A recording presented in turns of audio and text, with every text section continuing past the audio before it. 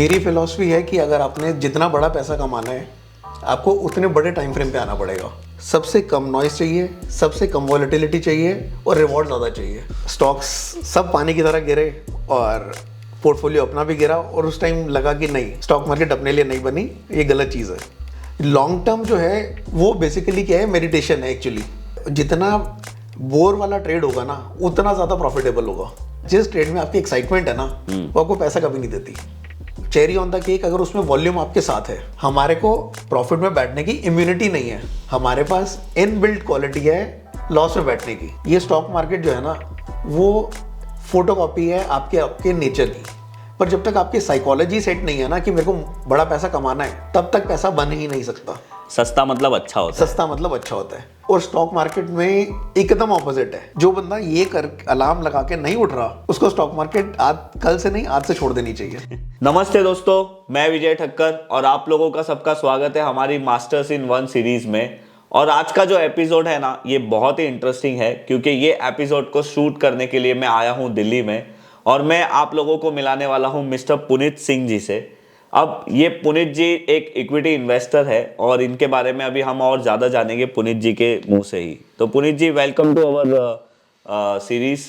Thank you ji, thank you so much Vijay भाई। और आपने इनवाइट किया, थैंक यू सो मच। मैं आपसे आज बेसिक सिस्टम जो शेयर करने वाला हूँ, अभी तक आपने सिर्फ सुना होगा शॉर्ट टर्म ट्रेडर या ट्रेडर। हमने टेक्निकल एनालिसिस के बेसिस पे ही हम अपने आप को लॉन्ग टर्म ट्रेडिंग पे लेके जा रहे हैं। अभी तक आपने विजय भाई देखा होगा कि सारे शॉर्ट टर्म में 15 मिनट, 30 मिनट, 60 मिनट, 75 मिनट या मैक्सिमम डेली टाइम फ्रेम पे लेके जाते हैं। मेरी फिलॉसफी है कि अगर आपने जितना बड़ा पैसा कमाना है आपको उतने बड़े टाइम फ्रेम पे आना पड़ेगा। करेक्ट। तो इसमें क्या है कि हमने सिस्टम्स बनाए हैं जो आप शॉर्ट टर्म पे यूज़ करते हैं। सेम टूल्स हैं, सेम सिस्टम्स हैं, बस हमने शिफ्ट क्या कर दिया उसको लॉन्ग टर्म पे। और उसमें हमारे नॉइस भी बिल्कुल कम हो जाती है। सबको सबसे कम नॉइस चाहिए, सबसे कम वॉलेटिलिटी चाहिए और रिवॉर्ड ज़्यादा चाहिए। करेक्ट। तीनों हमारी चेकलिस्ट इस सिस्टम पे पूरी होती हैं। और अल्टीमेटली हमारा गोल विजय भाई पैसा कमाने का है, पीसफुल। राइट। हमने शांति से रहना है, खुश रहना है, जॉयफुल रहना है। और अगर आप सारा दिन 9 to 3:30 5-5 मिनट एक एक कैंडल पे आप रिएक्ट करोगे तो आपका जॉय का तो बैंड बज जाएगा। करेक्ट। और मैंने ये सब पाप किए हुए हैं। मेरी स्टार्टिंग ऐसे हुई थी कि मेरे फादर शॉर्ट टर्म ट्रेडिंग करते थे और मैं तब 10-12 साल का था। तब मैंने देखा था कि लोगों को आपस में डिस्कस करते हुए अपने फादर के साथ कि क्या लॉसेस हो रही हैं, क्या हो रहा है। और बहुत हमने अपने घर में, फैमिली में पेन देखा है कि कितने लॉसेस हो गए। तो तब न्यूज़पेपर पे मैं अपने फादर की हेल्प करने के लिए सिर्फ इतना करता था कि न्यूज़पेपर से प्राइस लेके उनकी डायरी में लिख के देता था। Okay. तब इंटरनेट वाला ज़माना नहीं था। तब वो न्यूज़पेपर पे प्राइस आते थे। बिल्कुल, न्यूज़पेपर पे प्राइस आते थे। और मैं बड़ा फैसिनेट होता था कि तो मेरे फादर के पास स्कूटर होता था, तो वो कहते थे कि हम गाड़ी लेंगे और इससे गाड़ी बनेगी। अच्छा। तो धीरे धीरे होता गया कि मारुति 800 लेनी है, ये करना है। तो एक टाइम आया जब उन्होंने बोला कि इन्फोसिस एरा कि इतना अच्छा सिस्टम हो गया कि हमारी डेवू की गाड़ी आती थी जो मेरी ड्रीम कार होती थी, सिएलो। हाँ। तो धीरे धीरे हुआ कि हमारी आधी सिएलो बन गई। फिर करते करते एक दिन उन्होंने बोला हमारी सिर्फ स्टॉक मार्केट से सिएलो बन रही है। ओके। और उसके बाद कुछ क्रैश आया तो उन्होंने बोला सिएलो तो छोड़ो, अपना स्कूटर भी बिक गया। बिक गया। तो तब मेरे को हुआ कि होता क्या है शेयर मार्केट। वहाँ से बेसिकली छोटे होते से ही मेरा 10-12 साल में इंटरेस्ट डेवलप होना शुरू हो गया था कि होता क्या है स्टॉक मार्केट। फिर जब मैंने अपनी 12th ख़त्म की तो मेरे को मेरे जो हमारे सब ब्रोकर होते थे मेरे फादर के, तो मैंने उनके ऑफिस में जाना शुरू किया जब तक रिजल्ट नहीं आया। और वहाँ पे जाके पता लगा कोई टेक्निकल वगैरह चीज़ होती है। ये कौन से साल में हुआ था ऐसा? ये बेसिकली स्टार्टिंग ही हो गई थी 2000 में, बट 2000 से लेके 2006 तक मैंने इतना इसको बहुत सीरियसली नहीं लिया था। बट 2006 में मैंने फुल टाइम इसमें आ गया। ओके। क्योंकि उससे पहले तक बहुत छोटी पूंजी होती थी हमारे पास। 2006 में छुटपुट हमने जो बिजनेस कर रहे थे उसमें से कुछ पूंजी जोड़ी और इसके अंदर एंटर हुए। 2006 से लेके 2008 तक रूल्स समझ आ गए थे और हमारे को गाड़ी चलानी आ गई थी, बस ब्रेक मारनी नहीं आई थी। ओके। 2008 में जैसे ही रिसेशन आया हाँ। और स्टॉक्स सब पानी की तरह गिरे और पोर्टफोलियो अपना भी गिरा, और उस टाइम लगा कि नहीं, स्टॉक मार्केट अपने लिए नहीं बनी, ये गलत चीज़ है। ओके। फिर दोबारा मैंने मेटा स्टॉक के एक हमारे प्रोफेसर होते थे, उनसे मैंने सीखना शुरू किया, सिस्टम्स फॉलो पता लगे, सिस्टम्स होते क्या हैं। सिस्टम प्रोसेस के बिना कोई भी, ना कोई बिजनेस चल सकता है, ना घर चल सकता है, ना स्टॉक मार्केट चल सकती है। तो वहाँ से हमारी मेन लर्निंग और अर्निंग दोनों वहीं से स्टार्ट हुए। वैसे सर जी, मैं आपसे आज पहली बार मिला हूँ, और मैं सबको बता दूं कि हम लोग ऐसे ऑनलाइन या फिर इंटरनेट या मोबाइल से व्हाट्सएप पे तो बहुत बार बात करते थे, बट आज पर्सनली मैं आपसे मिला हूँ।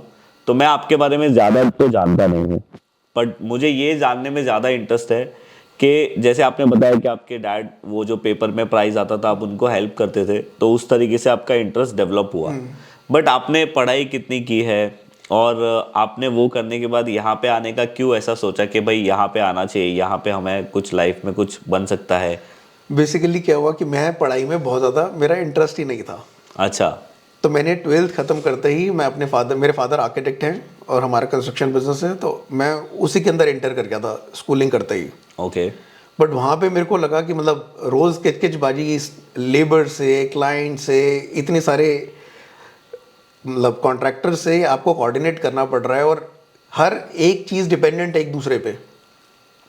तो मेरे को ये तो बड़ी जल्दी समझ आ गया था कि मैंने ये काम तो नहीं कर सकता।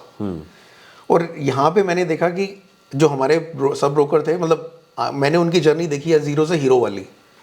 मेरे फादर ने उनके 2 ऑफिस बनाए, और इतने बड़े बड़े ऑफिस और इतना सिस्टम मैंने देखा कि मतलब वो बड़ा फैसिनेट करता था मेरे को कि मतलब ऐसा ऑफिस और ऐसा सिस्टम। और डेली वो डिस्कस करते थे फादर से कि आज ये प्रॉफिट, आज ये प्रॉफिट। तो मेरे को चार्ट्स वगैरह पे इंटरेस्ट तब से डेवलप होना शुरू हो गया था। ओके। तो इसका लर्निंग कर्व, विजय भाई मैं ये बोलता हूँ कि जितना लर्निंग कर्व आप छोटा कर दो ना, उतनी आपकी सक्सेस ज़्यादा है। हम क्या करते हैं, हम कुछ भी कोई भी प्रोफेशन में आते हैं, चाहे CA, चाहे डॉक्टर, चाहे XYZ, कोई भी, वहाँ पे हम 3-4 साल 5 साल लगाते हैं। बस स्टॉक मार्केट एक ऐसी जगह है जहाँ पे सिर्फ ब्रोकर के यहाँ अकाउंट खोला और कल से पैसे चाहिए। क्योंकि मुझे ऐसा लगता है कि हमारे यहाँ पे ऐसी कोई चीज़ के लिए कोई ऐसा एजुकेशन प्लेटफॉर्म है नहीं। Exactly. और मुझे सबसे ज़्यादा ये बुरा लगता है कि हमें स्कूल में भी फाइनेंशियल एजुकेशन के बारे में कुछ भी नहीं बताते हैं। और दूसरा, मुझे ऐसा लगता है कि ये शायद आप लोगों को भी बुरा लगेगा सुन के, बट मुझे ऐसा लगता है कि स्कूल में हमें सिर्फ जॉब करने के लिए रेडी करते हैं। Exactly. हमें इसलिए रेडी नहीं करते कि आप बड़ा होके कौन सा बिजनेस करना चाहते हो, कि आप देश को कैसे बदल सकते हो, क्या मतलब। मैंने तो, मुझे याद नहीं है कि मैंने अपने स्कूल के टाइम में, इवन मैंने 12th तक भी स्टॉक मार्केट के बारे में शायद ही सुना था। तो मुझे ऐसा लगता है कि एक जो एज होती है ना पर्सन की, वो एज तक उसे जो चीज़ें पता होनी चाहिए वो चीज़ें हमें पता नहीं चलती है। फिर हम जब 30s में एंटर करते हैं तब हमें स्टॉक मार्केट के बारे में पता चलता है, वो भी दोस्तों के थ्रू या कोई ऑलरेडी कर रहा है उनके थ्रू, और हमें वो गलत इन्फॉर्मेशन पता चलती है कि भाई यहाँ पे तो पैसा डबल होता है, ऐसी इन्फॉर्मेशन पता चलती है। और फिर क्या होता है कि आपके 30s से आप 40s में आ जाते हो, और शायद आप वो टाइम तक अच्छा खासा लॉस भी कर लेते हो, और फिर आप अल्टीमेटली बोलते हो कि भाई स्टॉक मार्केट हमारे काम का चीज़ नहीं है, ये तो सट्टाबाजी है। तो ये जो है ना, ये जब तक चेंज नहीं होगा हमारे बेस से, तब तक मुझे नहीं लगता है कि कुछ फ़र्क पड़ने वाला है कहाँ पे भी। तो इसीलिए मैंने हमारे ये यूट्यूब चैनल पे ये सीरीज़ को शुरू किया है कि जिससे मैं आप लोगों को, मतलब अभी तक हमने बहुत सारे लोगों का इंटरव्यू लिया, और अभी तक आपने बहुत सारे इंटरव्यू देखे भी होंगे। सब लोगों का यहाँ पे आने का कोई ना कोई अलग जरिया है, या कोई ना कोई अलग इंटेंशन होता है, बट आप ये देखो कि सब लोग अपने काम में और सब लोग अपनी चीज़ों में बहुत अच्छे हैं और अच्छा पैसा कमा रहे हैं। बिल्कुल। तो ये भी एक करियर बन सकता है। बिल्कुल।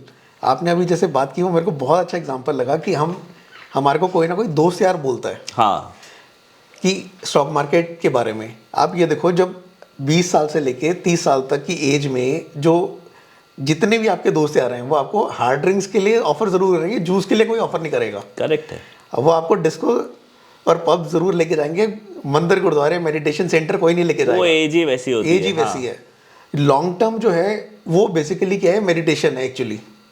आपको इतना बोरिंग ट्रेड होता है हमारा, वीकली मंथली चार्ट्स पे आप खुद फॉलो करते हो जो, हाँ मैं समझ सकता हूँ वो चीज़। तो आपको पता है कि कई बार फ्रस्ट्रेशन होता है कि मैंने ये चीज़ ली है और अगले फ्राइडे तक हम वेट करेंगे, तब ट्रिगर होगा, उसके बाद मंडे को लेंगे। और इंट्राडे वाले जितने हैं वो सिर्फ ब्रोकर्स को पैसा दे रही हैं, टैक्सेस दे रहे हैं, अपने घर कुछ नहीं लेके जा रहे, क्योंकि वो एजुकेट करने वाला कोई नहीं है। मतलब देखो मुझे ऐसा लगता है ना पुनीत जी कि इंट्राडे में हमें ऐसा लगता है कि हम बिजी है, हाँ, हम कुछ कर रहे हैं, और जब हम इन्वेस्टमेंट या फिर जब हम शॉर्ट टर्म ट्रेडिंग करते हैं तब हमें लगता है कि हम कुछ नहीं कर रहे हैं। बट एक्चुअली यही होना चाहिए कि आपको कुछ नहीं करना होता है, आपके पैसे को करना होता है, और अगर आप कर रहे हो तो इसका मतलब शायद आप पैसा नहीं कमा बिल्कुल। पाओगे। 90% लोग काम स्टॉक मार्केट में, जो मेजर पॉपुलेशन है वो इसलिए आती है क्योंकि उन्होंने बिजी रहना है रादर देन पैसे कमाने हैं। एक्चुअली आते तो पैसे कमाने के लिए ही है, पर अल्टीमेटली वो बिजी हो जाते हैं, वो सिर्फ बिजी रहते हैं, वो पैसे कभी नहीं कमाते। जितना बोर वाला ट्रेड होगा ना उतना ज़्यादा प्रॉफिटेबल होगा। और जहां आपको जिस ट्रेड में आप आज से लेके फ्यूचर में कभी भी देख लेना, जिस ट्रेड में आपकी एक्साइटमेंट है ना वो आपको पैसा कभी नहीं देती। ये मेरा 2006 से लेके 2022 तक यही लर्निंग रही है। जहां जहां जिस ट्रेड में मेरे को एक्साइटमेंट रही, जहां मैंने क्वांटिटी ज़्यादा की, जहां कॉन्फिडेंस ज़्यादा आया, जहां मैंने रूल तोड़ा, उसने मार्केट इतनी ज़बरदस्त टीचर है कि वो 2 मिनट नहीं लगाती आपको 2 लगाने में। करेक्ट। तो पुनीत जी आप किस तरीके से काम करते हो और आपका मास्टरी आपकी किस में है? सर मैंने इस मार्केट में जितने पाप हो सकते हैं ना मैंने सारे किए हैं। अच्छा। मैंने इक्विटी भी की है, फ्यूचर भी की है, ऑप्शन भी किया है। रादर इसमें एक चीज़ होती है कि आपस में फ्रेंड्स स्टार्टिंग में हम करते थे कि आपने कोई ट्रेड बेचना है, मैंने लेना है। हमने वो पाप भी किए हैं जिसमें सारे लॉसेज ही लॉसेज हैं। अच्छा। अल्टीमेटली मेरा लर्निंग सबसे इम्पॉर्टेंट ये रही है कि जब तक आप बड़े टाइम फ्रेम में नहीं आते, इक्विटी में नहीं आते, सिर्फ क्योंकि आपने अभी पैसा कमाना स्टार्ट करना है, ABC से स्टार्ट करना है, आपने S से लिखना है। जैसे आपका छोटी बच्ची है तो पहले आप उसको ABC सिखाते हो, फिर वर्ड सिखाते हो, फिर लाइन सिखाते हो, सेंटेंसेस, फिर उसके बाद वो S से लिखती है। करेक्ट। यहाँ पे स्टॉक मार्केट में जो आता है उसको फर्स्ट डे S से लिखना है। राइट, ये सही बोला आपने। तो हमारे को पहले मैथ्स के एग्जांपल लें तो प्लस माइनस करना आ जाए, फिर पहले प्लस आएगा, फिर माइनस आएगा, फिर मल्टीप्लाई आएगा, फिर डिवाइड आएगा। हम यहाँ अपने प्रॉफिट्स को सिर्फ मल्टीप्लाई करना देखते हैं, ये नहीं देखते इसमें लॉस क्या हो सकता है। करेक्ट। हमारे को अगर एग्जांपल मैं गाड़ी का लूँ तो वो सिर्फ हमारे को रेस दबानी आती है, क्या लेना है और कब बेचना है ये किसी को नहीं पता। सबसे डिफिकल्ट चीज़ यही है ना कि एग्जिट किसी को नहीं पता होती है। तो सर आपका प्रोसेस क्या है और आप इक्विटी में ही करते हो? मतलब मेरा 80% इक्विटी में रहता है, 5 to 10% बहुत अच्छी अपॉर्चुनिटी कोई नज़र आती है तब हम फ्यूचर में आते हैं, और वो भी मेजरली इंडेक्स पे। और ये आपको आपकी जो स्टाइल है या जो आपका जो पर्सनालिटी है, आपको कब पता चला कि भाई ये प्रोसेस मेरे लिए ठीक है? सर कितने साल बाद? पहले 4-5 साल में तो हम कंफ्यूज ही रहे। जिसने जो कोई बोलता, क्या मैंने दुनिया जान के जितने कोर्सेज होते थे मैंने वो अटेंड किए हैं। अच्छा। जो कोई बोलता था हम उस पर लग जाते थे। आपने X बोला, X मान लिया, किसी ने Y बोला, Y मान लिया, किसी ने Z बोला, Z मान लिया, क्योंकि हमारे को लगता था ये अगला बंदा हमारे से ज़्यादा सियाना है, ज़्यादा इंटेलिजेंट है, ज़्यादा एक्सपीरियंस है, जो वो कह रहा है हम करेंगे। और अल्टीमेटली गलत सही कोई नहीं है। कई लोग आप देखते हो इतने लोग ऑप्शंस में पैसा कमा रहे हैं, वो उनका टेम्परमेंट है। करेक्ट। हाँ, कई लोग फ्यूचर में कमा रहे हैं, बहुत अच्छा कमा रहे हैं, बट वो मेरे भाई पॉपुलेशन ना सिर्फ 1% 2% है मैक्सिमम, और उनको देख के हम सब इतना फैसिनेट हो जाते हैं। आजकल लोगों को हमारी इतनी नेटवर्थ नहीं है जितने लोगों के आजकल ट्विटर पे प्रॉफिट्स आ जाते हैं ना। वो तो है, मैं तो करोड़ों के प्रॉफिट्स रोज रोज हम देख रहे हैं। मैं खुद सोचता हूँ कि इतना कैसे हो सकता है। रादर मेरा रूल ये बना हुआ है पिछले 3 साल से कि मैं डे टाइम में ट्विटर खोलना ही नहीं, किसी के ट्रेड देखना ही नहीं। मैंने आपका ट्विटर तो मुझे लगता है कि लास्ट आपने 1 महीने पहले ट्वीट किया था। हाँ, मेरा 1-2 महीने पहले, वो भी बेसिक कोई, और अपने ट्रेड वगैरह का डिस्कस करने का फायदा ही नहीं, क्योंकि जो हमारे ट्रेड्स हैं वो कोई लेके राजी नहीं है। किसी को बोल दो मंथली ट्रेड है, इसका रिजल्ट 2 साल में आएगा, तो वो पहले ही ब्लॉक कर देगा। 2 साल बाद तो वो भूल भी जाएगा कि आपने क्या बताया था, क्योंकि हर एक को BTST STBT और इंट्राडे चाहिए। और ये टफ, मतलब जितना टफ आप बोल सकते हो ना, ये उतना टफ है इसमें से पैसा कमाना शॉर्ट टर्म में। मैं हमेशा एक चीज़ अपने दोस्तों को और सबको बोलता हूँ कि एक इंट्राडे ट्रेडर बनना एक इन्वेस्टर से ज़्यादा डिफिकल्ट है। मतलब अगर आप बहुत ज़्यादा स्मार्ट हो, बहुत आप इमोशंस को कंट्रोल कर सकते हो, तब जाके आप एक इंट्राडे अच्छे ट्रेडर बन सकते हो। उसके बाद भी बहुत सारी चीज़ें हैं, पर ये दोनों तो चीज़ होनी चाहिए। बट अगर आपका छोटा बच्चा है जो 10 साल का है, 12 साल का है, वो भी एक अच्छा इन्वेस्टर बन सकता है, क्योंकि वो ज़्यादा दिमाग लगाने वाला नहीं बिल्कुल है। वो सबसे अच्छा कर सकते हैं क्योंकि वो इमोशनलेस है। राइट। और हाँ, जितना लोगों को पैसे ज़्यादा चाहिए ना, तो मतलब उसमें इमोशंस उतना ज़्यादा है। हाँ। जिसके इमोशंस जितने ज़्यादा हैं उसको उतना कम रिजल्ट मिलेगा। करेक्ट। सपोज करो आप बॉम्बे से आपने दिल्ली आना था, आपकी डायरेक्शन क्लियर थी, आपने बॉम्बे से दिल्ली आना है। अब आपके पास 4 ऑप्शंस थी, आप ट्रेन पे आ सकते थे, फ्लाइट पे आ सकते थे, चार्टर्ड प्लेन पे आ सकते थे, अपनी कार पे आ सकते थे। जो आपको बेस्ट सूटेबल लगा आप उस पर आए। डायरेक्शन तो आपकी यही थी। करेक्ट। और डायरेक्शन में आपने ये देखा कि मेरे को सबसे मतलब मेरा टाइम भी बचेगा, पैसा भी नॉर्मल लगेगा, तो मैं प्राइवेट जेट की जगह या ट्रेन की जगह मैं इंडिगो पे आता हूँ। करेक्ट। वैसे ही आपको यहाँ डिसाइड करना पड़ेगा कि आपने क्वार्टरली चार्ट लेने हैं, वीकली चार्ट लेने हैं, डेली चार्ट लेने हैं, 15 मिनट वाले लेने हैं। आपको 10 ट्रेड करने, आज मैं आपको ऑप्शन बोलूँ, अपनी जेब में 100 रुपए के 10 नोट रखने हैं या 1 रुपए के 2000 सिक्के रखने हैं या 2000 का 1 नोट रखना है। आपको सबसे कंफर्टेबल लगेगा पुनीत 2000 का नोट ही रख लेता हूँ, वो कंफर्टेबल है। हाँ। रादर देन हम 200 ट्रेड करें, 50 ट्रेड करें, 10 ट्रेड करें। मैं कहता हूँ सबसे बेस्ट है जब रिजल्ट दोनों के 6 महीने बाद सेम आने हैं, जो प्रोबेबिलिटी है बराबर तो है। बेटर है 2 ट्रेड लो और उसको राइड करो जिसमें आपका पीस ऑफ माइंड हो। 100%। बट वो कॉन्फिडेंस लेवल लोगों का आने तक बहुत टाइम लग जाता है। तो सर आप मुझे बताइए कि आप कैसे काम करते हो और आपका सोचने का तरीका क्या है और आप किस तरीके से अपनी प्रोसेस को डेवलप करते हो? मेरा सबसे पहला रहता है कि मेरे को बड़े ब्रेकआउट ढूंढने होते हैं। ओके।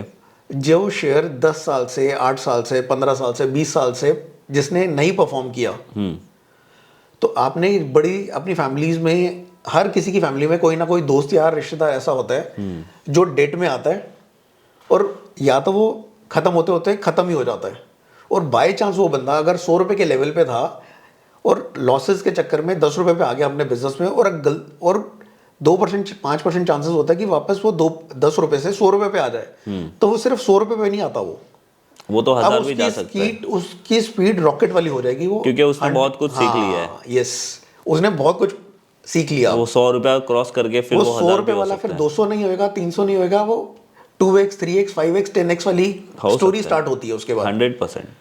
और सेम टू सेम चीज है स्टॉक मार्केट में। जिस स्टॉक ने 10 साल 15 साल 20 साल का जो ब्रेकआउट दे रहा है, जिसने 10 साल कंसोलिडेशन 20 साल कंसोलिडेशन देख ली है, तो वो आपको 5 10 20% के लिए काम ही नहीं करना।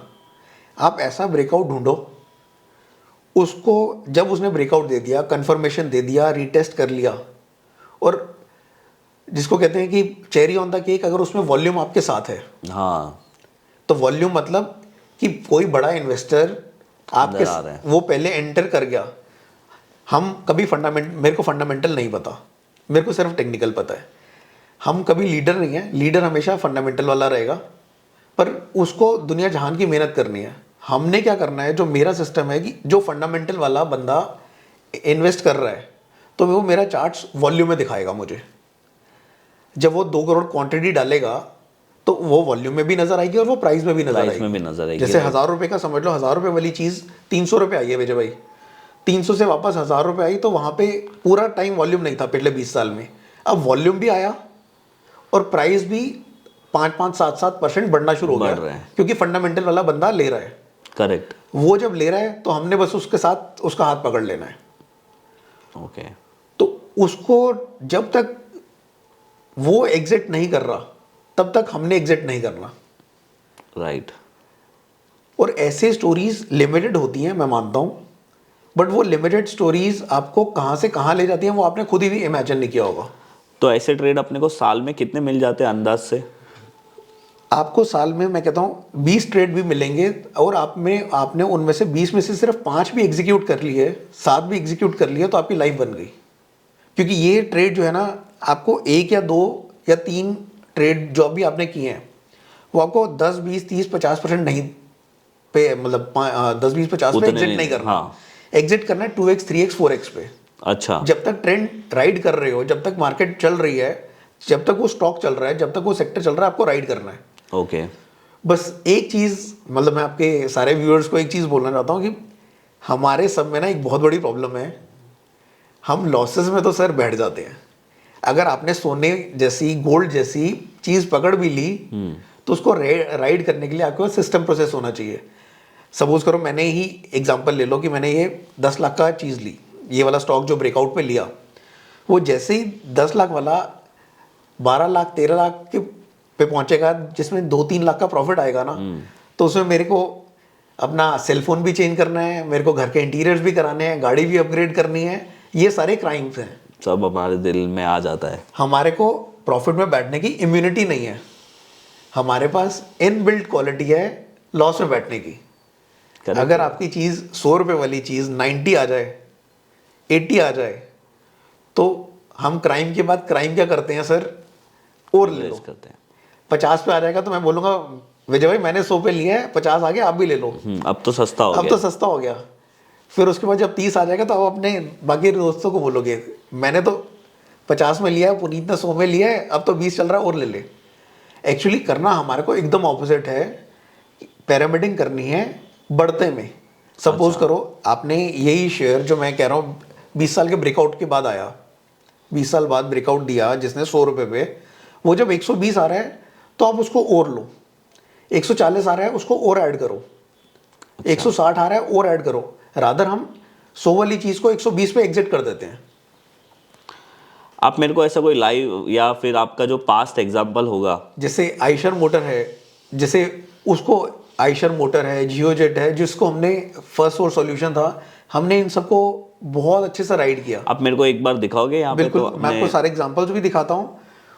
मेन एक चीज़ मैं भी पहले और ऐड करता हूँ कि अल्टीमेटली ये स्टॉक मार्केट जो है ना, वो फोटोकॉपी है आपके आपके नेचर की।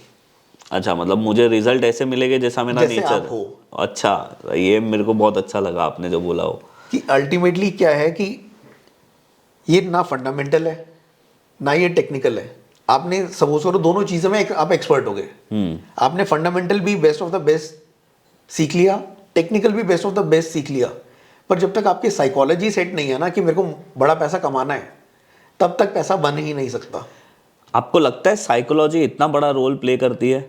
सर मैं अपनी लैंग्वेज में बोलूँ या जो अपने एक्सपीरियंस से बोलूँ, 80 to 90% साइकोलॉजी है। जैसे एक छोटा सा एग्जांपल लेता हूँ, छोटा सा बच्चा होता है 4-5 साल का, उसको बोलना तो आ जाता है 5 साल की एज में, पर सारी उम्र लग जाती है बोलना क्या है। हाँ, वो बताने में।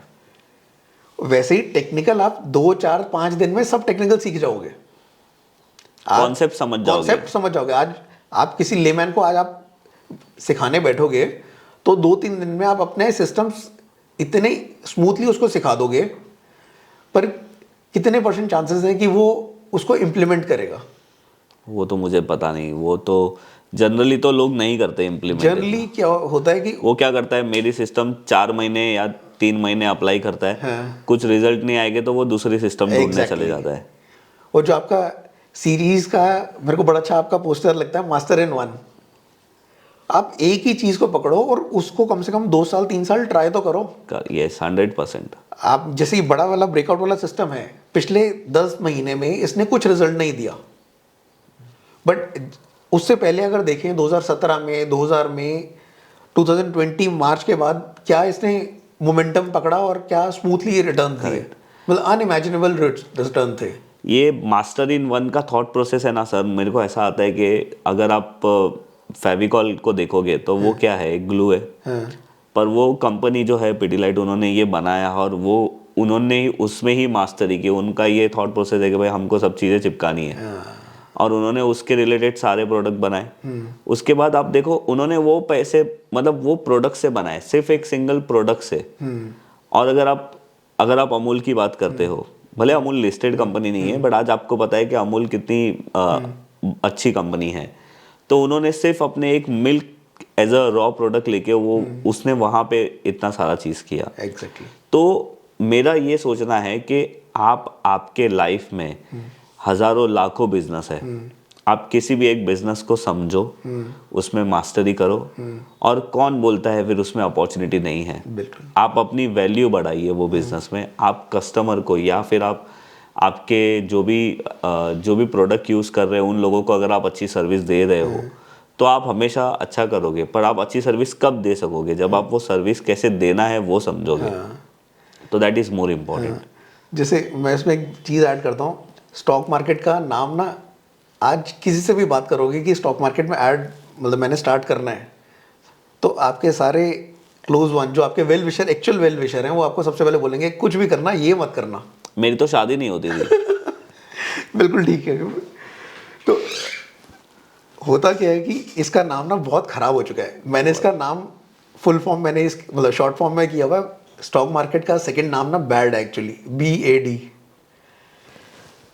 सबसे पहले आता है भाव, बी से भाव, और हमने भाव बेसिकली समझा ही स्टॉक मार्केट के लिए उल्टा है, क्योंकि छोटे होते हुए से हमने आज तक सीखा क्या है कि चीज़ें सस्ती लेनी है।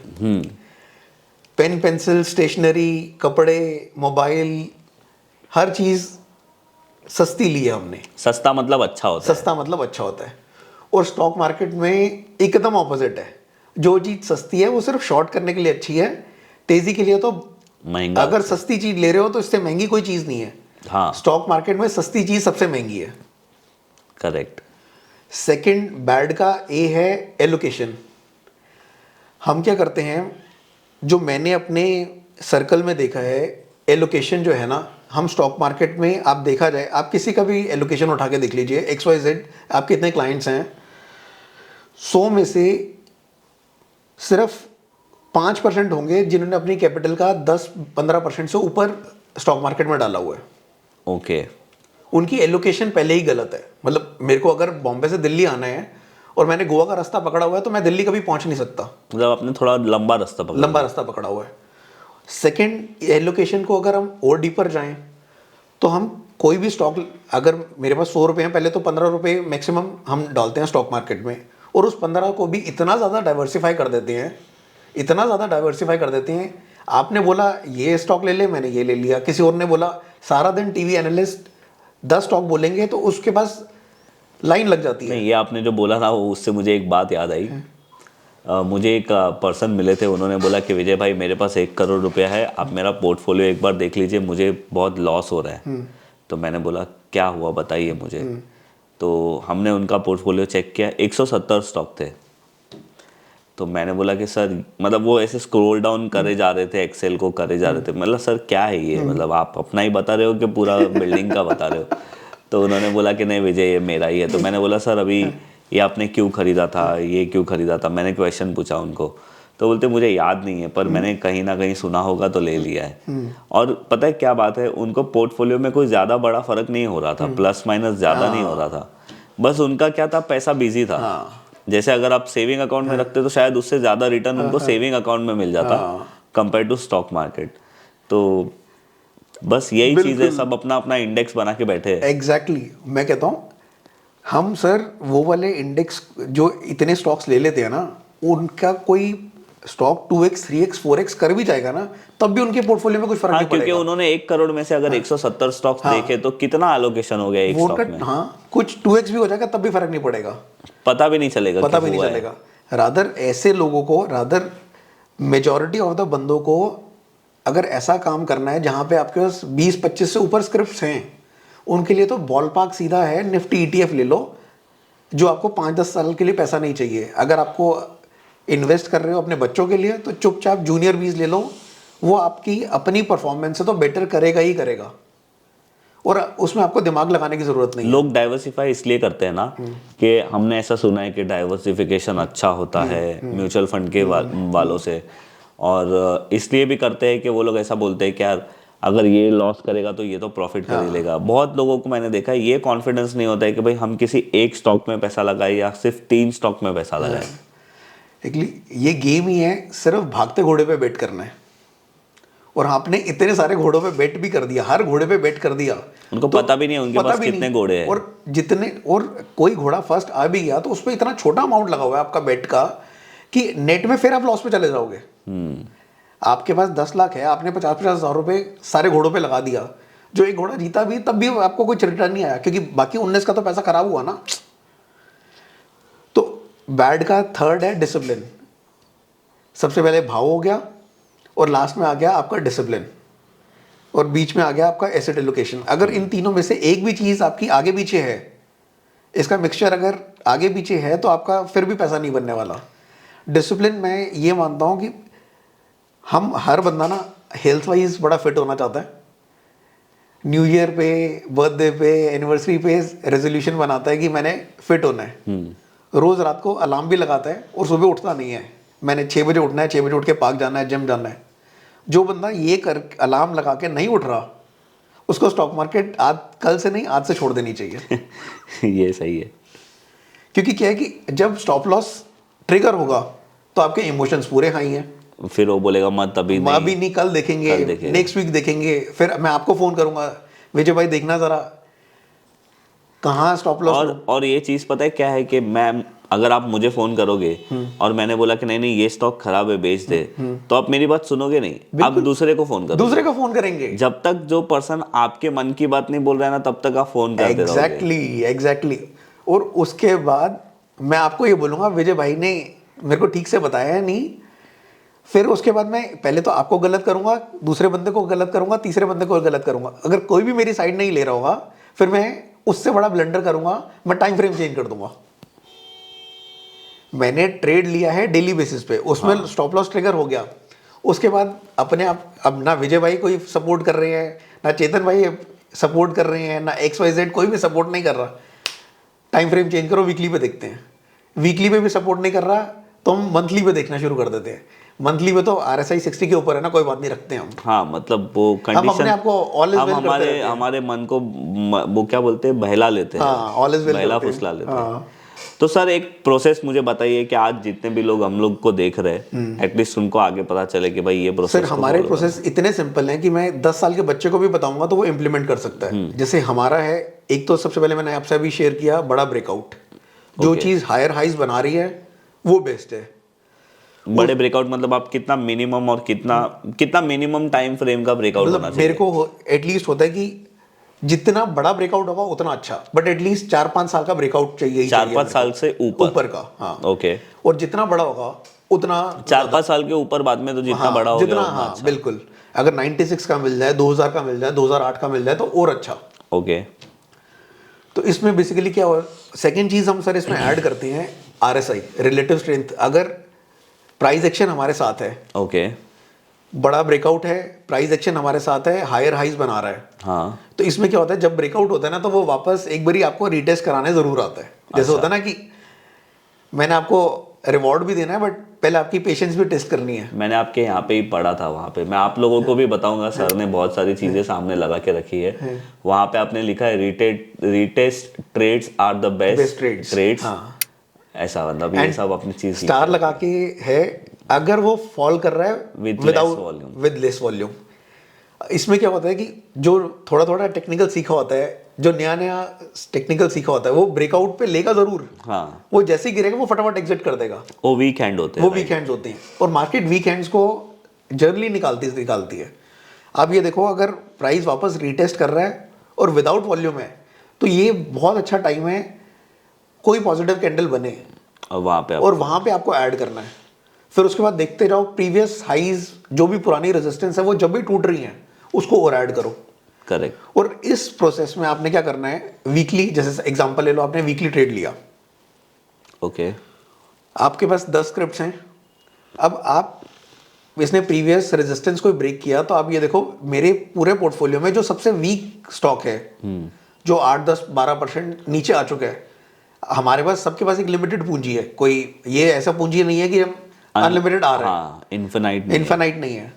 क्योंकि मतलब हर बंदे की ना एक सिस्टम बना हुआ है कि उसके पास लिक्विडिटी क्रंच रहता है।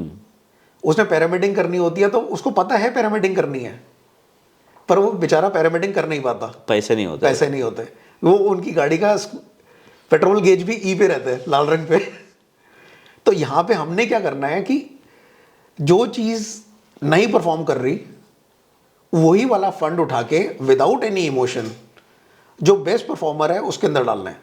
पर इसमें आपका नहीं फंड नहीं परफॉर्म कर रही उसका मतलब उसका रूल क्या है कि भाई इतना नीचे आ गया तो हमें निकाल देना जैसे है? आप डेली या वीकली टाइम फ्रेम पे आओगे तो जो स्टॉक 8-10% नीचे आ चुका है, एग्जांपल ले लो, ब्रेकआउट लेवल से? नहीं, आपके पोर्टफोलियो में 10 स्टॉक हैं, हाँ, कोई ना, सारे तो नहीं चलेंगे, एक दो ऐसे होंगे जो फ्लैट चल रहे होंगे, एक दो ऐसे होंगे जो 8-10-12% नीचे आए होंगे, ओके, मतलब हमारे प्राइस से नीचे आए। जो हमने 100 रुपये पे बाई किया वो अगर मतलब 85 रुपीज़ आ गया, 80 रुपीज़ आ गया, 20% टूट गया, तो मोटा मोटा उसमें स्टॉप लॉस आ जाता है। अगर बाई चांस स्टॉप लॉस नहीं भी आया तो यही वाला फंड उठा के आप बेस्ट परफॉर्मर को दे दो, हमारे जो एग्जिस्टिंग पोर्टफोलियो है। जैसे इसका एग्जांपल ले लो, जैसे एक बंदे के 3 बच्चे हैं, एक है जो सिर्फ खराब काम कर रहा है, सिर्फ शराबी है, सारे नेगेटिव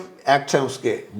दूसरा है बच्चा आपका जो ना प्लस में है ना माइनस में है, और एक बेटा है आपका, एक बच्चा है जो बेस्ट काम कर रहा है, मतलब उसका बिजनेस भी बहुत अच्छा है, वो आपका हर जगह हेल्पिंग हैंड भी है, आपका सपोर्ट भी है। अब तीनों में से कौन से बच्चे को घर से बाहर निकालोगे? अभी ऐसे एज अ फादर तो मुश्किल होता है, बट मैं उसको ही निकालूंगा जो बिगड़ा हुआ है ज़्यादा। बिल्कुल, यहाँ हम सबकी साइकोलॉजी एकदम परफेक्ट है, मतलब आप किसी भी पेरेंट से बात करोगे वो आपको यही आंसर देंगे। करेक्ट।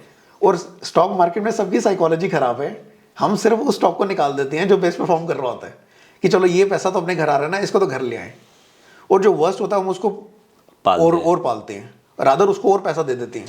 तो आपका स्टॉप लॉस का क्राइटेरिया क्या है? आप इसको ये देखो कि जब एग्जिट होने के भी रीजंस हैं, अगर कोई स्टॉक वीकली में बेरिश एंगल्फिंग बना के नीचे ट्रिगर कर रहा है, सुपर ट्रेंड नेगेटिव हो गया है, आरएसआई जो हमारी तीनों टाइम फ्रेम में जैसे मंथली, वीकली पे, डेली पे हमारे साथ चल रही थी, वो चीज़ों ने जब हमारा साथ देना छोड़ दिया है, तो अब आपका इंपॉर्टेंट चीज़ें आ गई हैं कि अब निकलने का टाइम आता जा रहा है, उसको आपने एग्जिट करना ही करना है। ओके। और इसमें क्या होता है कि सपोज करो आपका एक किसी भी स्टॉक में एक लॉस बड़ा हो गया, हम क्या करते हैं कि हम बड़े लॉस को एक्सेप्ट नहीं कर पाते। मतलब ये मेरी भी अपनी लर्निंग ये रही है कि कोई स्टॉप लॉस बड़ा हो गया क्योंकि उसमें हमने क्वांटिटी ज़्यादा ली हुई थी, तो उसको आपको बेशक ट्रांचेस में निकलो, बट आपको निकलना ज़रूर है। अच्छा। एक बारी ट्रिगर हो गया तो हम ना, स्टॉक मार्केट की सबसे अच्छी और सबसे खराब चीज़ क्या है, वो होप। हम प्रॉफिट में होप पे नहीं बैठते, बट हम लॉसेस में बहुत अच्छे होप पे बैठ जाते हैं। Correct. तो वो एग्जिट होने का आपका सिस्टम बड़ा फास्ट होना चाहिए। वैसे तो सिंगल शॉट में निकलो, पर मैंने इतने लोगों से इंटरेक्ट करने के बाद ये देखा है कि वो आपको मेजर तो स्टार्टिंग में ही, मतलब जब आपका स्टॉप लॉस ट्रिगर हुआ आप निकलो वहाँ से, उसमें होप कैटेगरी में मत बैठो। और हम जो बात कर रहे थे कि जो बेस्ट परफॉर्म कर रहा है उस पर पैसा डालते रहो, वो आपका जो यहाँ पे लॉस हुआ भी है उसको भी कवर करेगा, रादर काफ़ी अच्छा पैसा भी बनाएगा। तो ये सारी गेम सारी इमोशंस की है। ओके। तो अभी आप मेरे को अगर कोई आपके पास्ट में कोई एग्जांपल हुए थे, जैसे जो पास्ट के एग्जांपल्स हैं वो भी मैं आपको दिखाता हूँ, और आज का एग्जांपल जैसे महिंद्रा सीआई है। अच्छा। महिंद्रा सीआई से मेरे को आपको एक और चीज़ बीच में मेरे को आपको मैं जो बोलना चाहता हूँ आपके व्यूअर्स को, कि हम ना बड़ी जल्दी इमोशंस में इसलिए आते हैं क्योंकि हम अपना प्रॉफिट एंड लॉस के फिगर देखते हैं। ओके। हाँ।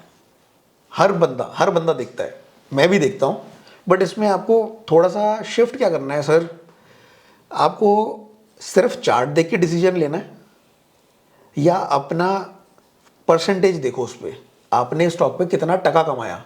क्या होता है, हम जब 50,000, लाख, 2 लाख, 5 लाख देख लेते हैं ना, तो हमें दिखता है, हमारे इमोशंस बीच में इन्वॉल्व रहते हैं, यार ये 5 लाख आ गया निकल ना जाए, या 20,000 आ गया निकल ना जाए। आप उसमें चार्ट देखो, और जो प्रॉफिट एंड लॉस वाला आपका जो भी ट्रेडिंग टर्मिनल है उस पे मत जाया करो जहां पे आपको प्रॉफिट एंड लॉस नजर आता है। आप जब चार्ट देखोगे ना, आपकी कन्विक्शन एक्चुअली बढ़ती जाएगी। ठीक है। सपोज करो जैसे महिंद्रा सीआई है, एग्जांपल ले लो, वो 500 रुपये एग्जांपल ट्रेड कर रहा है।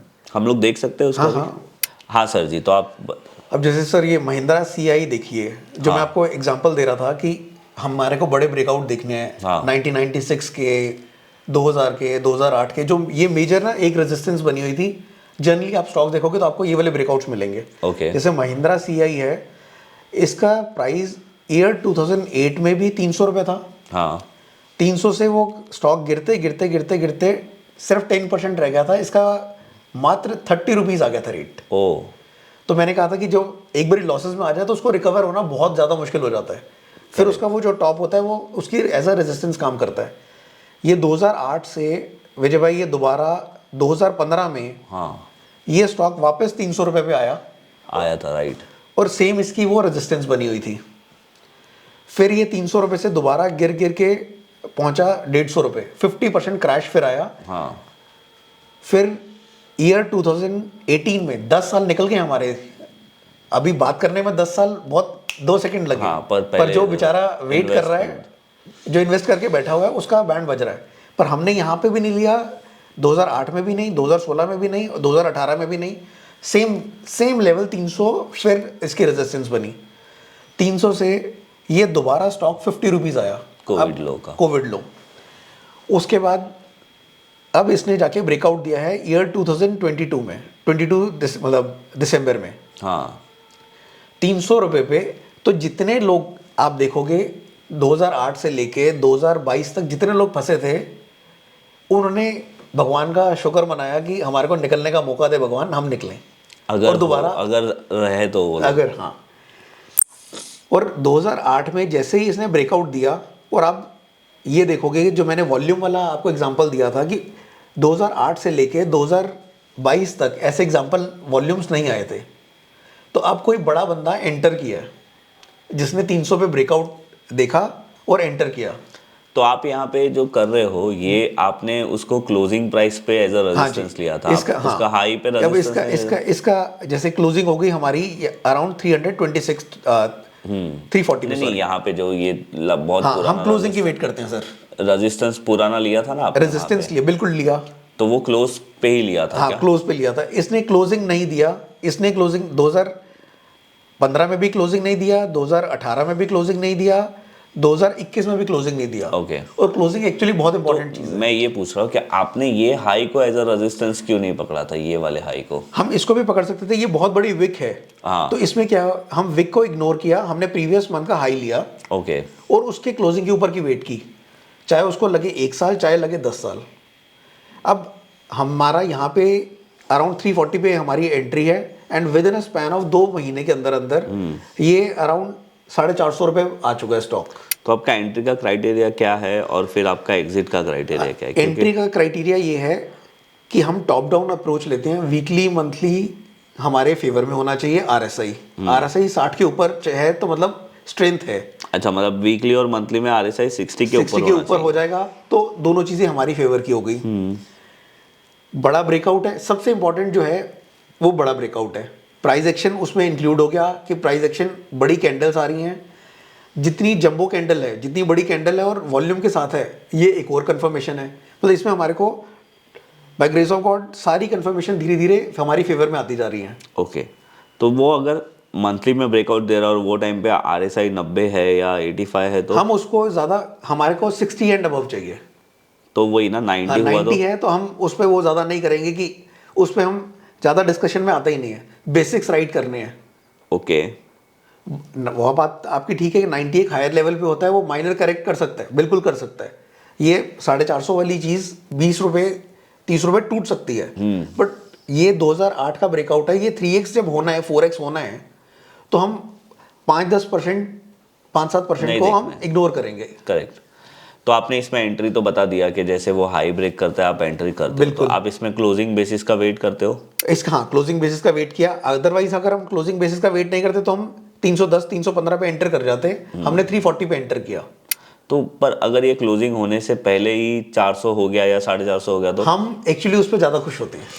अच्छा, वो रीटेस्ट वाला जो आपने बताया था वो। हाँ, अगर हम क्या है कि 25-30% एंट्री 400 पे भी ले लेंगे, बट उसमें बहुत हाई प्रोबेबिलिटी हो जाती है। जो एकदम जूम करता है तो हाई प्रोबेबिलिटी होती है उसके बाद रीटेस्ट करने के लिए नीचे आता है। और जब ये रीटेस्ट के बाद दोबारा 400 काटेगा तो हम इसमें थर्ड पैरामीडिंग करेंगे। और एक्चुअली आपको अपनी ज़िंदगी में 200-400-500 स्टॉक चाहिए ही नहीं है ट्रेडिंग करने के लिए सर। चाहिए आपको सिर्फ 5-7 ही जो आपकी ज़िंदगी बनाएंगे, उसके बाद सिर्फ मज़े करो। और इससे ज़्यादा पीसफुल ट्रेडिंग नहीं हो सकती। और इसमें आप स्टॉप लॉस क्या लगाते हो अगर आप एंट्री करते हो तो? जैसे आप इसमें 3-4 चीज़ें हैं जो आप कर सकते हो, और हर एक का अपना अपना क्राइटेरिया है। जैसे मेरे को 2000 मेरी कन्विक्शन है, हो सकता है दूसरे बंदे की ना हो, कि मैं इसको 3x तक के राइड करने के लिए चलूँगा आगे। सपोज करो किसी की पूंजी है कि मेरे पास 2 लाख हैं, मैंने इसमें 50,000 रुपये लगा दिए, तो मैं इसमें बड़ा स्टॉप लॉस नहीं देख सकता, तो वो उसको सुपर ट्रेंड के साथ राइड करे। सुपर ट्रेंड से अच्छी कोई चीज़ नहीं है कि सुपर ट्रेंड लगा लिया, जो इनबिल्ट है इसके अंदर, वो आपको मतलब जैसे जैसे प्राइस ज़्यादा जाएगा ऊपर, सुपर ट्रेंड साथ साथ ऊपर जाता जाएगा। सुपर ट्रेंड के बारे में तो मैंने सुना है कि वो तो बाय और सेल के लिए काम होता है, और आप बोल रहे हो कि प्रॉफिट ट्रेल के लिए। बिल्कुल, जैसे वो प्राइस ऊपर जाएगा तो सुपर ट्रेंड आपके साथ साथ चलेगा ये। हाँ हाँ। अगर किसी को कन्विक्शन नहीं है, या जिसके पास प्रॉफिट आ चुका है, सपोज करो एक नया ट्रेडर है जिसने 1 लाख से काम शुरू किया, सपोज करो 1 लाख कैपिटल डिप्लॉय की है, उसको 20% आ चुका, 20,000 रुपये आ चुके हैं। अब उसका सबसे बड़ा आज की डेट में फियर क्या है? कि उसका पैसा लॉस ना हो जाए। यहाँ पे क्या होगा, 20,000 की जगह सुपर ट्रेंड एग्जिट भी देगा तो वो 15,000 तो फिर भी उसके घर जाएगा। और अगर एग्जिट नहीं दे रहा, 50,000 पे आ गए, तो फिर भी 40,000 उसके घर जाएगा। एक करते करते प्रॉफिट अगर ये चलता रहा, स्टॉक 1 लाख आ गया, तब भी उसके घर 90,000 जाएगा सुपर ट्रेंड के सिस्टम पे। तो RSI के बारे में आपने बोला कि वीकली मंथली में 60 के ऊपर होना चाहिए। वीकली मंथली 60 के ऊपर। और डेली में? डेली में जब हम इसको पहले तो ये डिसाइड कर लें कि हमने वीकली बेसिस पे लिया है, तो फिर हम डेली नहीं देखेंगे। तो डेली में RSI नहीं देखना है? तो डेली का RSI नहीं देखेंगे। और सुपर ट्रेंड भी आप कब देखोगे? जो आप अपनी कॉपी पेंसिल लेके आप लिख दो कि मैंने कौन से टाइम फ्रेम पे लिया है। ओके। टाइम फ्रेम, हम सबसे बड़ी गलती क्या कर देते हैं, हम अपना टाइम फ्रेम चेंज कर देते हैं। टाइम फ्रेम नहीं चेंज करना। आपने मंथली पे लिया है तो मंथली पे ही एग्जिट करना है, वीकली पे लिया है वीकली पे एग्जिट करो। अच्छा, मतलब आप पूरे क्लोज का वेट करते हो? क्लोज की वेट करो। अगर आपने मंथली पे लिया, सपोज करो ये मंथली पे लिया, तो आप इसमें वीकली का सुपर ट्रेंड मत देखो। देखना तो सुपर ट्रेंड भी आप मंथली का ही देखो। पर अगर क्लोजिंग होने से पहले वो स्टॉक और गिर जाए तो? सर वापस रेट पे आ जाए, मैं तो वर्स्ट की बात करता हूँ, मार्केट में सब कुछ अनप्रेडिक्टेबल है। हाँ। रेट पे आ जाए, मैं उससे भी थोड़ा वर्स्ट पे आता हूँ। अगर आप लॉस पे भी आ जाते हो, जब ये सिस्टम बोलेगा ना लॉस बुक कर लो, तभी आपने लॉस बुक करना है। क्योंकि यहाँ सबसे बड़े दुश्मन स्टॉक मार्केट में हम अपने खुद हैं, क्योंकि हम अपना दिमाग बीच में लगाना शुरू कर देते हैं। यहाँ सिर्फ सिस्टम काम करता है, लोग नहीं काम कर सकते। करेक्ट। तो ये आपका सिस्टम है। अभी ये एग्जांपल आपने जो बताया वो तो अभी करंट एग्जांपल है आपका। अभी कोई मेरे को एक ऐसा पास्ट एग्जांपल बताइए जिसमें आपने कुछ किया था और आपको याद हो तो। मैं अभी आपको एग्जांपल दिखाता हूँ। यहाँ पे रिसेंट भी आपको एग्जांपल्स 1-2 दिखा देते हैं, और पुराने भी एग्जांपल्स में आपको 3-4 दिखाता हूँ। ओके। ये फिनोलेक्स केबल हमने कितनी बारी पहले भी इसमें काम किया है, और ये मतलब आप कह सकते हो कि हमारा ये फेवरेट स्टॉक में से आता है। अच्छा। जैसे इस स्टॉक ने यहाँ पे ब्रेकआउट दिया, और कॉन्टिन्यूस ये राइड इसने आपको कराया है सुपर ट्रेंड के हिसाब से। और ब्यूटी बात ये है, जब इसने एग्जिट करा दिया अराउंड 555 पे, 750 इसका हाई गया। सुपर ट्रेंड लगाओगे यहाँ पे आप? जैसे हमारी एंट्री हुई थी यहाँ पे, ये मतलब हमारे जिसको कहते हैं ना कि 2-4 ट्रेड्स में से एक ट्रेड होता है जो आपकी लाइफ बनाता है। पर ये आपने सुपर ट्रेंड के बेसिस पे नहीं लिया था, तो वो टाइम पे इसमें ब्रेकआउट था? उसमें ब्रेकआउट था। जैसे ये था ब्रेकआउट 2008 का। 2008 का ब्रेकआउट आया सर ये 2014 में। हाँ। 2014 के बाद हमने अपना दिमाग लगाना कर दिया बंद। जो ये स्टॉक मंथली बेसिस पे वीकली बेसिस पे बोलेगा, हमने उसी बेसिस पे एग्जिट करना है। उसके बाद हुआ क्या, इसने 90 रुपीज पे हमारे को ब्रेकआउट दिया, और हमने सुपर ट्रेंड लगा के छोड़ दिया। सुपर ट्रेंड ने हमारे को एग्जिट, इसका हाई बना अराउंड 750 रुपीज, और हमारा जो हमने एक्चुअल एग्जिट किया वो अराउंड 550 के करीब। तो इसमें आपका टारगेट वो टाइम पे क्या था जब आपने खरीदा? हमारा कोई टारगेट नहीं होता। अच्छा, मतलब आप पहले तो आप ब्रेकआउट होता है तभी आप खरीदते हो? बिल्कुल। उसके बाद आप जब भी उससे खरीद लेते हो तो आप डायरेक्ट उसको सुपर ट्रेंड लगा देते हो। हाँ जी। और जब भी सुपर ट्रेंड हिट करेगा, सुपर ट्रेंड हमने खुद अपनी मर्जी से नहीं निकलना, सुपर ट्रेंड हमारे को बाहर मतलब धक्का super trend is your stop loss also and it is your trailing stop loss also. Yes yes and आप बाय करते हो जब वो कोई लंबा ब्रेकआउट करता है, प्लस अगर वॉल्यूम हो तो और अच्छी बात है। बहुत अच्छी, वेरी गुड। ओके, तो ये आपका सेटअप है। और आपने बताया था कि RSI मंथली 60 के above और वीकली 60 के ऊपर होना चाहिए। और ये देखो इसने यहाँ पे कितने परफेक्ट टाइम पे एग्जिट दिया हमारे को, अराउंड 555 पे। उसके बाद ये फ्यूचर में नहीं था तो हम इसमें कुछ और ऐसा कर नहीं सकते थे। उसके बाद हमने इसको अपने रडार से हटा के रखा हुआ था। और अपने जो हमारा ट्रेडिंग टर्मिनल है उस पर हमने अलर्ट लगा के रखा हुआ था कि जो इसका हाई बना है उस टाइम पे अराउंड 750 रुपये, 700 प्लस पे, कि ये दोबारा जब ये हाई काटेगा तो हम दोबारा एंटर करेंगे। ओके, तो अभी सेम वापस से वही सिचुएशन हो रही है। आज ट्रिगर हुई है और आज हमने ही इसको ऐड किया। अब इसमें दोबारा एक तो कप बहुत परफेक्ट बना, इतना बड़ा कप बना। और ब्यूटी पार्ट जिसको मैं मैजिक बोलता हूँ अपनी लैंग्वेज में, कि वॉल्यूम जो है ना वो मैजिक की तरह मेरे लिए काम करता है। ये स्टॉक पिछले 3 महीने के अंदर 500 रुपए से 750 रुपए आ चुका है। अगर आप सिर्फ अपना दिमाग लगाएंगे तो 500 वाली चीज को 750 लेना बेवकूफी लगती है। हाँ, और आप बोल रहे हो कि आप अभी एंटर, हमने तो आज एंट्री फर्स्ट की है। अब जैसे जैसे ये बढ़ता रहेगा हम इसमें और पैरामीटिंग करेंगे। तो अभी जैसे आपने एंट्री समझो की है, तो अभी आपका स्टॉप लॉस और सुपर ट्रेंड की वैल्यू है एग्जैक्टली व्हिच इज 556। बिल्कुल बिल्कुल, तो ये बहुत बड़ा स्टॉप लॉस है। बहुत बड़ा स्टॉप लॉस है। इसका सर फॉर्मूला क्या है कि हम क्वांटिटी जो है ना वो कभी भी किसी भी ट्रेडर को खुद डिसाइड नहीं करनी चाहिए। तो इसमें क्वांटिटी कैसे खरीदा है उन्होंने आपने, मतलब क्वांटिटी का फॉर्मूला आपको मैं एक्सेल शीट आपको मैं मेल कर दूंगा, बनाया। आपको सिर्फ अपना प्राइस डालना है, एंट्री प्राइस, हाँ, और सुपर ट्रेंड की वैल्यू डालनी है। क्वांटिटी आज के बाद जो भी मेरे ये वाले सिस्टम पे काम कर रहा है, क्वांटिटी आपकी एक्सेल शीट बताएगी। ओके, वो कैसे? वो मैं आपको एक्सेल शीट देता हूँ। आप अभी सिर्फ ऐसे बोल दीजिए ना। बेसिकली जैसे आपने जो प्राइस है समझो 100 रुपीज में हमने खरीदा, आपकी कैपिटल है, मैं आपको शीट दिखाता हूँ, और 95 हमारा स्टॉप लॉस है। 95 आपका स्टॉप लॉस है। जो 5 रुपए है और आपको कितना परसेंट अपनी कैपिटल पे लूज हो जाए आपको टेंशन नहीं है। वो आपको डिसाइड करना पड़ेगा। 2%, 3%, 4%, 5%, हर एक का अपना है। वो जब आपके पास आ गया कि मैं 5% भी लूज कर दूंगा तो मेरे को टेंशन नहीं है, तो एक जितना स्टॉप लॉस है डिवाइडेड बाय 5 आपकी कैपिटल का 5%। ओके, वो स्टॉप लॉस को उससे डिवाइड करोगे तो आपको क्वांटिटी निकल के आ जाएगी कि आपको 30 क्वांटिटी लेनी है या 50 क्वांटिटी लेनी है। करेक्ट। और जितना इसमें इतना ब्यूटी पार्ट है कि अगर आपका जितना छोटा स्टॉप लॉस होगा उतनी क्वांटिटी आपकी बड़ी होगी, और जितना बड़ा स्टॉप लॉस है उतनी क्वांटिटी आपकी छोटी होती रहेगी। ओके, तो अभी मेरा क्वेश्चन ये है कि आपका मैंने बाइंग समझ लिया, आपका स्टॉप लॉस सिस्टम समझ लिया, आपका पिरामिडिंग भी मैं समझ गया हूँ कि कंसोलिडेट होने के बाद वापस ब्रेकआउट करता है तो पिरामिड करो।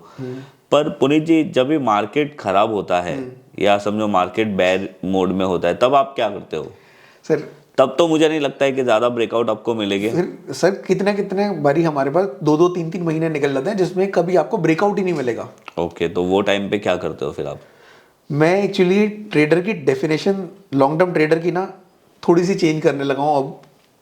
मतलब जैसे होता है ना गाड़ी के गियर चेंज होते हैं, अब गियर चेंज ये होने लगा है, हम अपने आप को ट्रेडर बड़ी जल्दी बोल देते हैं।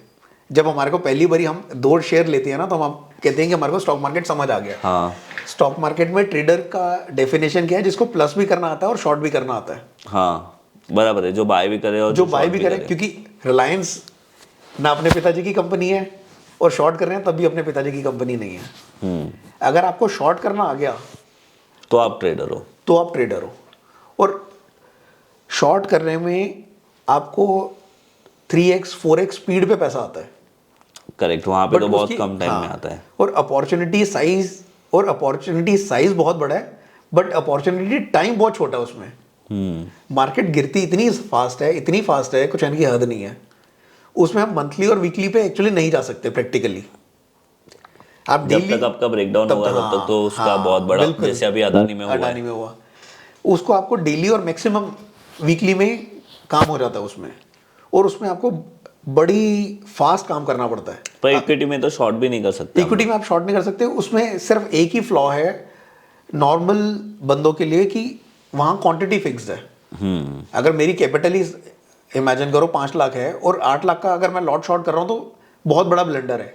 जो मैंने अभी आपको क्वांटिटी वाला फॉर्मूला बताया वो अच्छा, मतलब जिसके पास 5 लाख है उसको एक फ्यूचर करना भी नहीं चाहिए। मेरे ख्याल से फ्यूचर सिर्फ उस बंदे को करना चाहिए जिसके पास जितना पैसा लॉन्ग करने के लिए ना उतना पैसा शॉर्ट करने के लिए होना चाहिए। ओके, फॉर मतलब एक लॉट। पर यहाँ पे करते क्या है, लिवरेज ना पसंद सबको है, और लिवरेज इज इक्वल टू, मैंने अपने ऑफिस में बहुत बड़ा लिख के लगाया हुआ है, leverage is equal to loss. यहाँ पे लिखा था loan is equal to loss. हाँ, जो बंदा लिवरेज ले रहा है ना, लिवरेज एक्चुअली आप कब ले रहे हो, जब आपके पास पैसे नहीं है और आप उस बिजनेस के लिए ले रहे हो जहां ये गेम प्रोबेबिलिटी की है।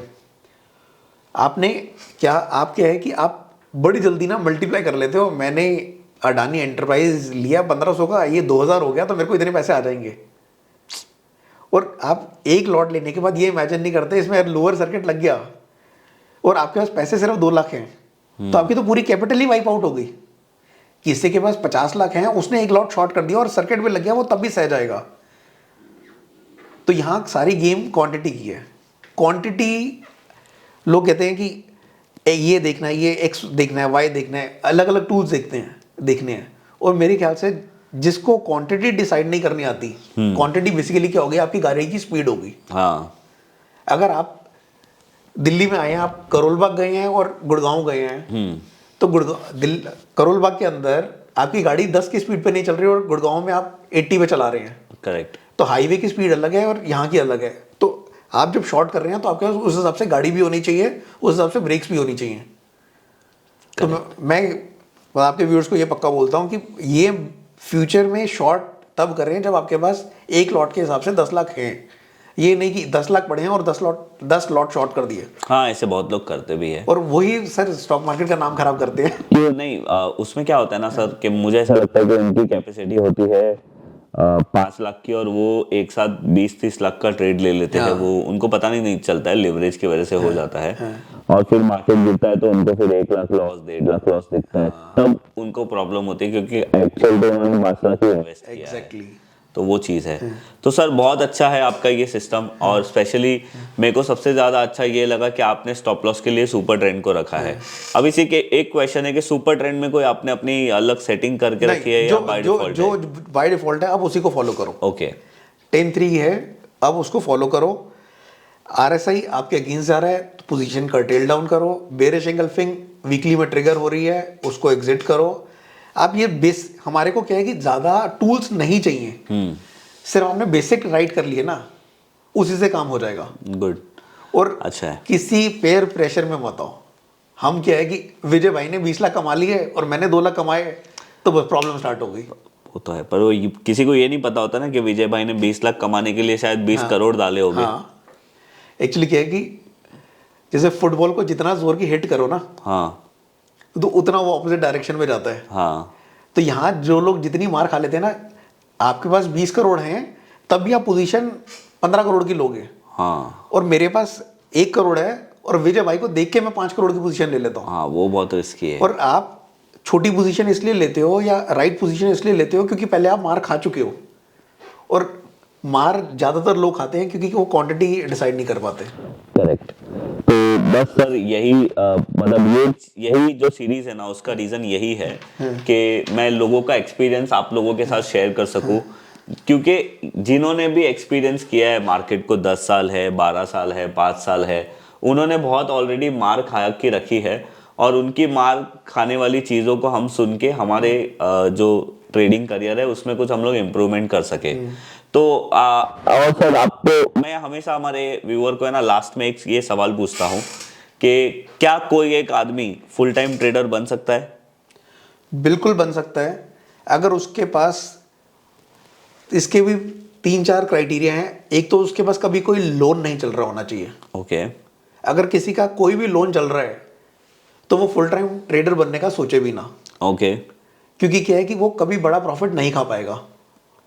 जिस बंदे के पास 1-1.5 साल के पैसे A to Z सारे खर्चे जो उसके फैमिली अपने सब मिला के जो खर्चे हैं वो 1-1.5 साल के नहीं है, तो वो फुल टाइम ट्रेडिंग में मत आए। ओके। थर्ड, इसमें क्या होता है कि 6-6 महीने 4-4 महीने रेंज में रह जाती है। वो अगर वहाँ पे हिम्मत हार गया तो वो उसको ज़िंदगी में दोबारा नहीं आएगा। और जिसको अपनी क्वांटिटी डिसाइड करनी आती है और इमोशंस पे कंट्रोल करना आता है, सिर्फ वो आए। ओके।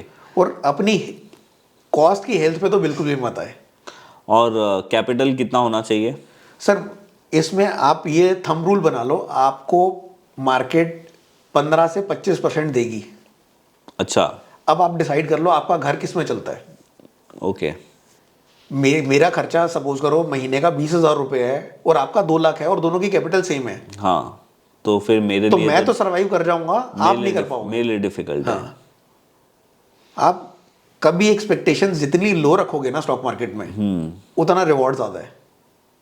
Okay, good.